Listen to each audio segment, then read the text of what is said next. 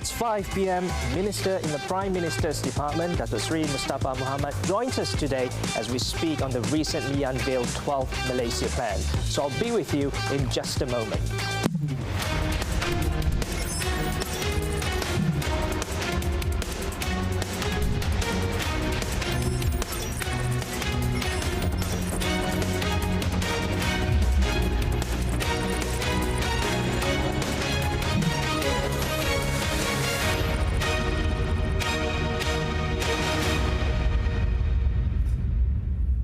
Welcome to TV3's business flagship program. Dato Mustapa has just joined us. Welcome to Sri Pentas, Dato. Pleasure. Now, straight to the first question.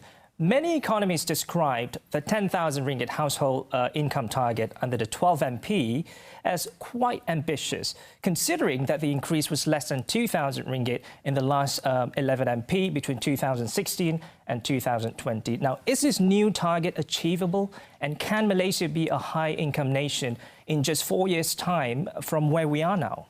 Assalamualaikum warahmatullahi wabarakatuh. Salam sejahtera. Thank you, Mohamed, for hosting me. Yes, indeed, we have a target, and targets are important in any plan. We were at about 7,100 in the year 2016, and at the end of 2025, we aspire to achieve an average household income of 10,065 ringgit. That comes to about a 7% increase per annum.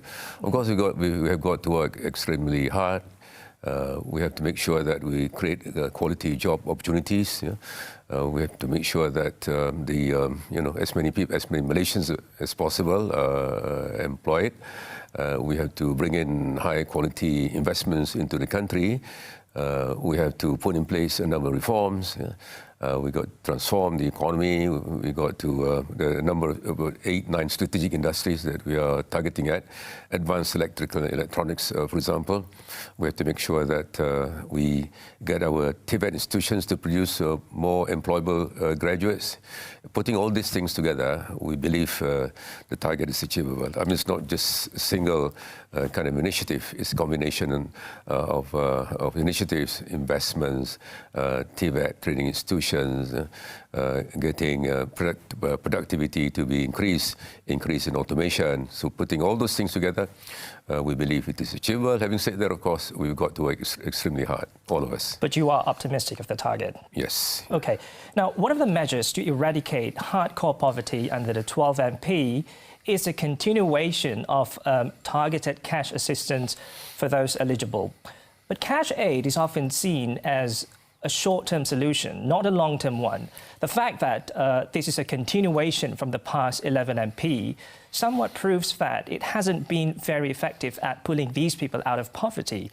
Your thoughts on this? There are two types of cash assistance. One type goes to people who are bedridden, people who are severe disabilities, and that number comes about 500,000 people throughout the country. And last year we spent about 1.8 billion ringgit helping them. So that's a must. As a responsible nation, we have to take care of people who can't work, people who are extremely poor for various reasons. And this aid comes under the Welfare Department, under the Women and Family Development Ministry. So and we have under the various packages, BPN, Bantuan Prihatin Nasional, for example, we have assisted 10 million Malaysians under the scheme, amounting to about allocation about 25 million ringgit. Sorry, it's 25 billion ringgit. Sorry, 25 billion ringgit. Billion so, ringgit, okay. Yeah, I mean, involving about 10 million Malaysians. So sure. That help, this particular help, the 25 billion allocation is meant to mitigate the impact of COVID-19 of Malaysians. So that's one form of assistance. But the other will be the income generating. Yeah, it's not just providing the fish. It's also teaching them how to fish, as we all say. So that has got to do with income generating projects, the various loan schemes, digitalization, for example, the micro, small and medium enterprises. So there are two types. One is the cash assistance, which is required, to help those who are disadvantaged, including people with permanent disabilities. And the other will be income generating, including entrepreneurship, including new graduates. So it's not just straightforward handouts, in other words. Yeah. It's very targeted. Targeted, yes. Okay. Now, I want to talk a little bit about the 400 billion ringgit development allocation announced under the 12 MP, which is the biggest yet compared with previous plans, as it includes allocations for the rehabilitation program of government agencies. Could you elaborate more on the rehabilitation program? During the 11th plan, allocation is about 260 billion ringgit. We spent about 248 billion ringgit. There was a shortfall about 12 billion ringgit during the 11th Malaysia plan. Yes, indeed, it's a big jump from 248 billion to 400 billion ringgit. People are pleased with this. But the 400 billion, as I said a few times, is comprised of a number of elements. One is what we call continuation projects. Projects which are, already on the ground, schools, hospitals, roads, and these are projects which were launched either in the 11th plan, or some have been launched this year that will be in the 12th plan. So that's a big chunk, Sure. continuation projects. And what we call new projects. These are projects which have been decided for the year 2021. Yeah? The other is what we call, we have got to deal with some institutions having challenges. We have the likes of Tabung Haji, for example. We have to deal with that. And government, has given undertaking that annually, beginning, not next year yet, but going forward, 1.7 billion per annum. Perdana, for example, will require some commitment going forward from the federal government. We have also the one MDB issue where we're going to pay some of the debts. So this is what we call we have to rehab some of these institutions. Got it. So that's another component. Right. So there are a number of components. One is, as I said, continuation projects. Number two, new projects. Another is rehabilitation. We also have some public-private partnership projects, private financing initiatives, PFI projects, which are lumped in the 400 billion ringgit allocation for the whole 5-year period. Yeah. Got it. Yeah. Thank you for that. So it's a mixed bag, in other words. Sure. Yeah. Thank you for that, Dato Sri. Now, we've actually got to go for a quick commercial break now. Okay. We're going for a short break, but do stay with us for more on this topic, and please share your thoughts with us on Twitter. We'll be right back.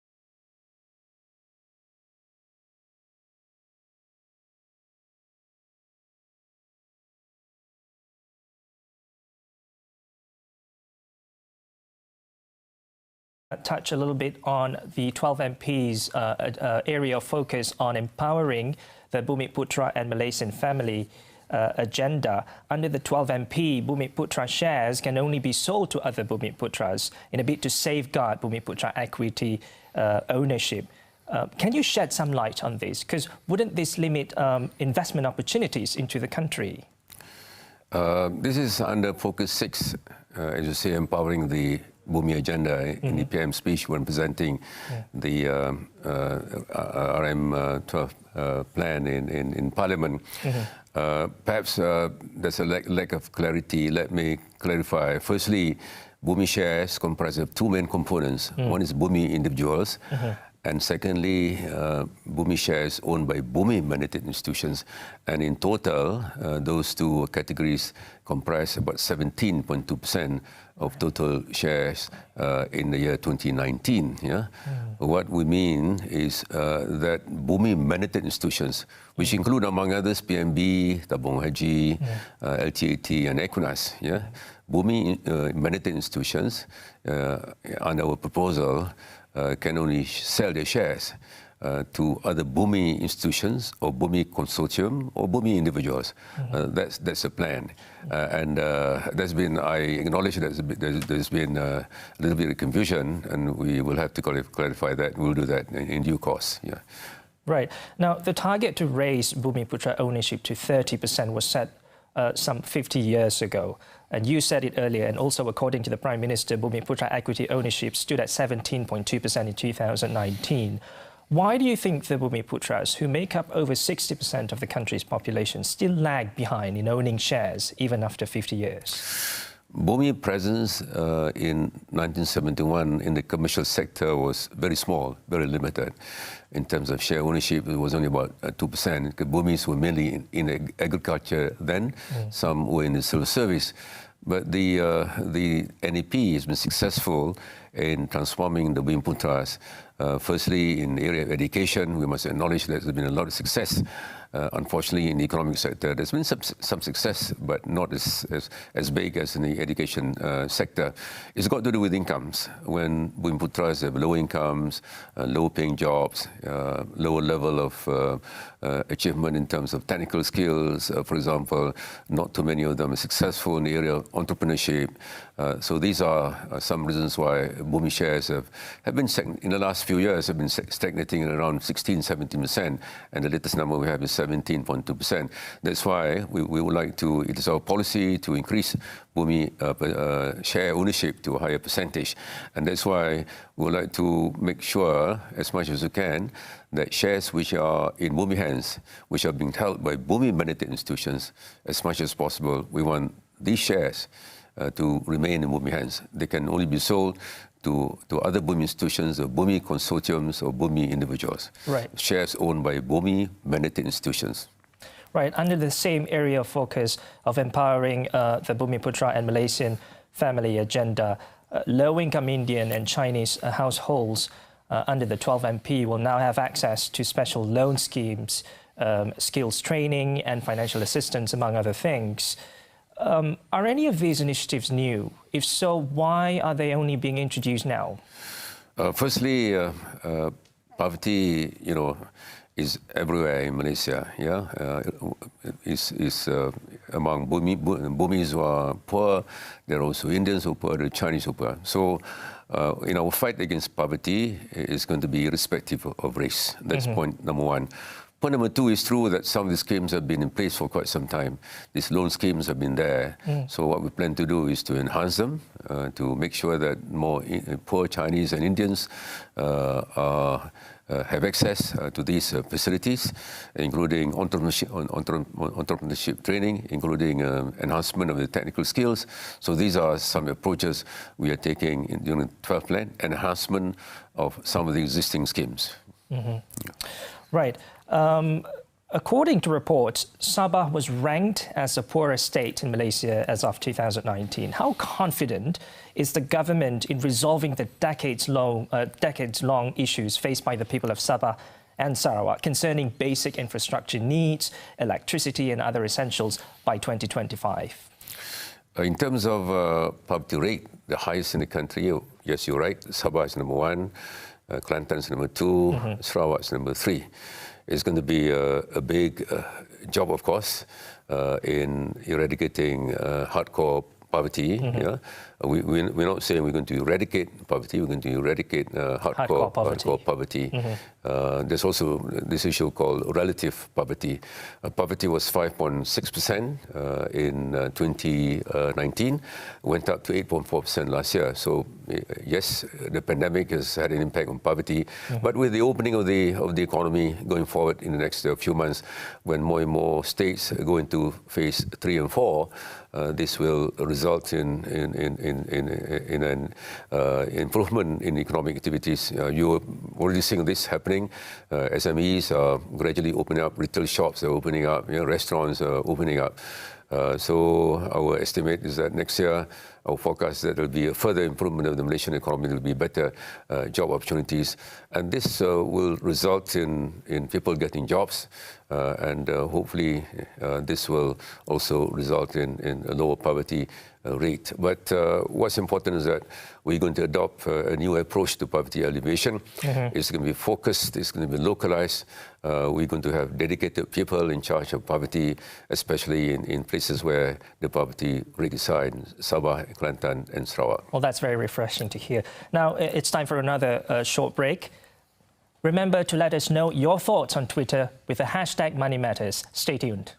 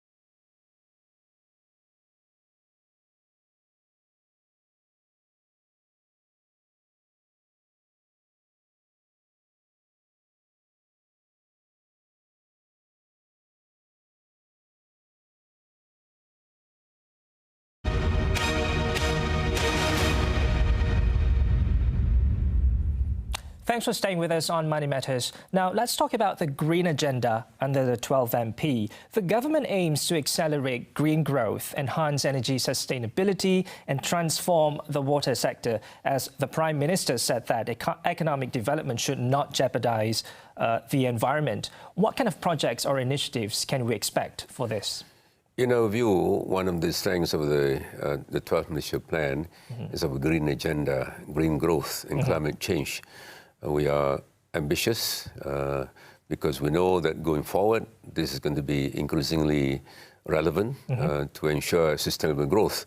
As the PM said in his speech, There's no point in achieving good rates of growth. At the same time, it's going to be at the expense of the environment, so we cannot compromise the environment. ESGs, for example, environmental, sustainable, and governance principles are becoming more important when it comes to investments.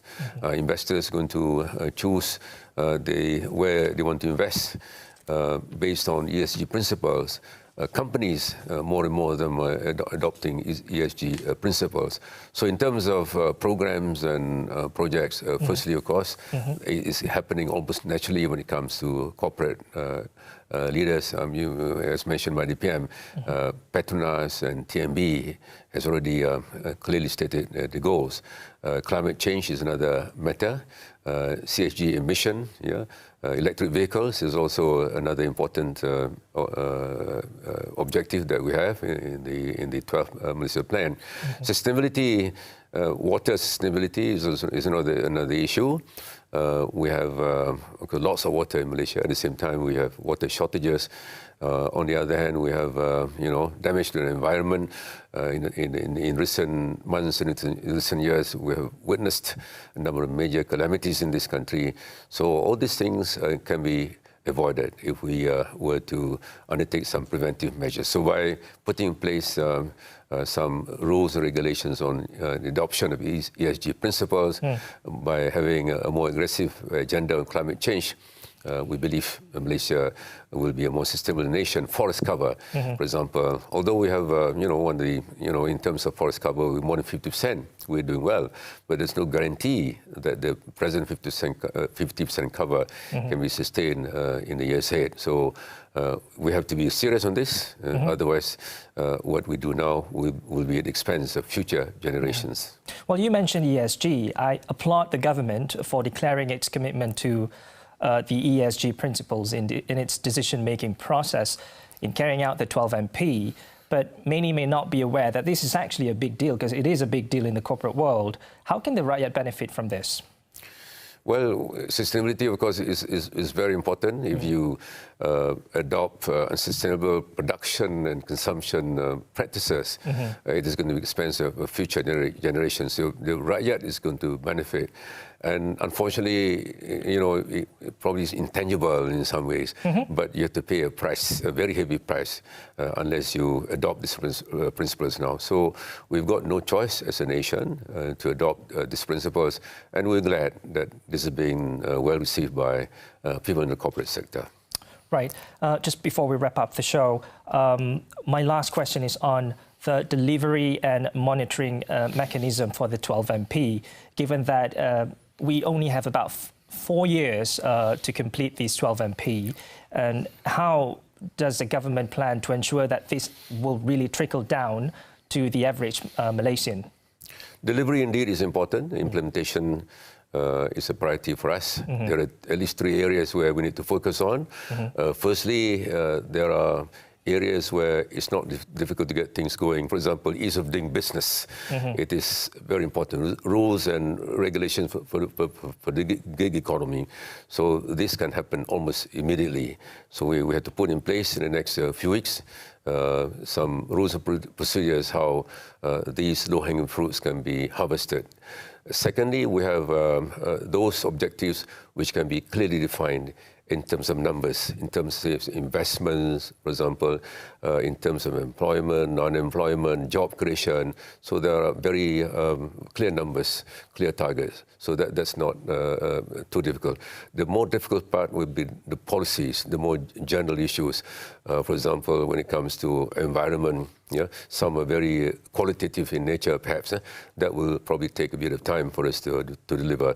But we have decided to adopt the whole of government approach, which is nothing new. But in Malaysia, it is a fact of being working in silos. It is very government departments, by and large, not all, but we've not been working as one united team. So it's important to get everyone together. And this time around, is also the whole of society approach, which is the government, the private sector, and we say CSOs as well will have to play a very important role, and we'll be talking to them to see how they can be involved in monitoring some of what we're doing. And members of Parliament, of course, have expressed their wish to be involved in monitoring. So we're excited about this. Yeah, we know that some of the targets in the 11th plan were not achieved because of poor implementation. Some were inevitable, unavoidable. On COVID-19, we couldn't predict what was going to happen in 2020, for example. But a few things are within our control. So when it comes to rules, regulations, red tape, bureaucracy, we've been talking about this for many, many years, but it is important for us to make things happen, to shorten the process and to make it easier for people to do business in Malaysia. So, as I said, we're excited. We've been getting a lot of feedback, some constructive criticism, some have been very critical of our failures in the past. We acknowledge them, and going forward, we are committed to ensure that we make improvements in the way we deliver services to the people across the board. Right. Well, we've come to the end of the program for this week. For taking your time to be with us in Sri Pentas, we thank you very much, Dato Sri Mustapa Mohamed. Pleasure. Thank you. See you soon. And to our viewers, thanks for watching for yet another episode of Money Insights That Matter. Do join us next week, same day and same time. With that, I'm Mohamed Ahmad Hamdan. Stay safe.